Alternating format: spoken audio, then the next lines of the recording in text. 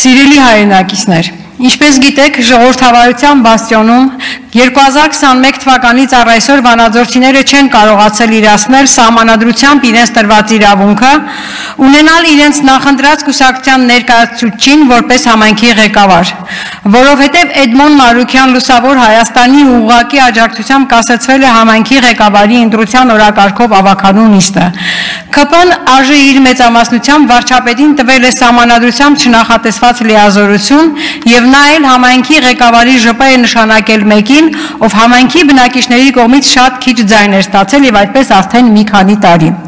Իսկ համայնքի ղեկավարի ընտրության օրակարգով ավականու նիստի կայացման արգելանքը հանելու հարցով դատական նիստը, որ նշանակված էր ապրիլի 9-ին, նորից հետաձգվեց դատավորի զբաղվածության պատճառով։ Դե ժողովրդավարությունն էլ ոնց է լինում, ինչ համայնքի ղեկավարի ընտրություն, եթե դատավորը զբաղված է։ Իսկ միգուցե պատճառներն այլ էին։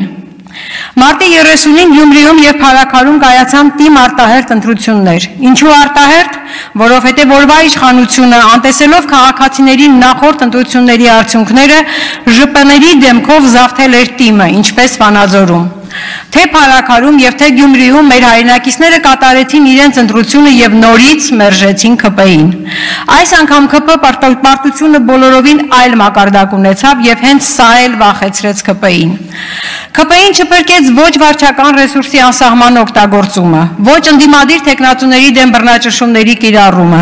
ոչ վախի մթնոլորտում ընտրողների ուղղորդումը, ոչ էլ բարձրաստիճան ԿՊ պաշտոնյաներին այդ համայնքներ գործուղելը։ Գյումրեցիների եւ Փարաքարի բնակիչների մերժումը ԿՊ-ին ապացուցել հետևյալը. Հանրությունը երբեք ասֆալտը չի գերադասի հայրենիքից։ Հանրությունը մերժում է որպես ժողովրդի կամք ներկայացվող Եվրոպական միությանը միանալու գործընթացի անհրաժեշտությունը, Եվրաքվեի հավաքած ձայները վկա։ Նիկոլիզմի կողմից անընդհատ օգտագործվող նախկինների վերադարձով վախեցնելու թեզը այլևս չի աշխատում։ ԿՊ-ին աջակցող ոչ մի այլ ուժ չարժանացավ ընտրողների գոնե մեկ մանդատի։ Հանրությունը մերժում է թուրք-ադրբեջանական տանդեմին ամեն օր մի նոր զիջում անող, օրեցօր աճող նրանց ախորժակը բավարարող նիկոլիզմը։ Ընդդիմության մեջ սեպ խրելու ցանկացած փորձ տապալվում է, եթե հարցը վերաբերվում է օրվա իշխանություններին հեռացնելուն։ Ընդգծվեց ընտրության մասնակցության տոկոսի բարձրացման արդյունավետությունը, խիստ կարևորվեց ընտրական տեղամասերում աշխատող խորհրդանական ընդդիմությունը ներկայացնող հանձնաժողովի անդամների, ԶԼՄ ներկայացուցիչների ու դիտորդների անձնվեր աշխատանքը։ Եվ վերջում շնորհավորում եմ Փարաքարում եւ Գյումրիում ԿՊ-ին հաղթանակ տարած կուսակցություններին ու դաշինքներին։ ԿՊ-ի մերժումը շարունակվում ու խորանում է, այդպես էլ լինելու է։